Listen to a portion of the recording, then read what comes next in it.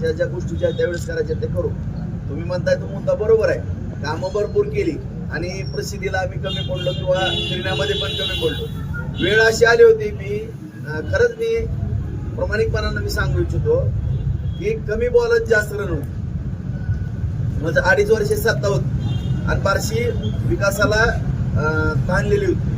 आज उपसा सिंचन योजना असेल, पाणी पुरवठ्याची योजना असेल, जलजीवन मिशन असेल, रस्ते असतील, नगरोत्थान असेल, कॉन्ट्रॅक्टचे रस्ते असतील, त्याचबरोबर गावगावच्या सगळ्या टाक्या, पाईपलाईनी, परत आपले तुळजापूर रस्ता, सोलापूर रस्ता, परांडा रस्ता, लातूर रस्ता, त्याचबरोबर अलीपूर रस्ता, उपळा रस्ता, सांगायला लागलो तर रात्र पुरायची नाही.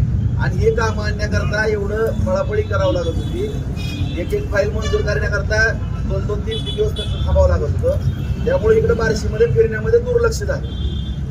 मी त्याच्याबद्दल दिलगिरी व्यक्त की जनतेला फिरणं पण पाहिजे, गाठी भेटी पण पाहिजे. तेवढ्यामध्ये मी कमी पडलो. आणि प्रसिद्धीचं काय आता शेवटी बघा, आता काही लोक असे काय नाही करता विनाकारण प्रसिद्धी करतात. मी त्या जोतामध्ये कधी राहणारा माणूस नाही, पण आता त्याची पण आम्ही काळजी घेतली. आता सोशल मीडियाच्या माध्यमातून आम्ही जनतेच्या निदर्शनास आणू बाबा, आम्ही एवढ्या पद्धतीचं काम चांगल्या पद्धतीने करतोय, त्याच्यावर जनता आणखीन एक सकारात्मक विचार करेल.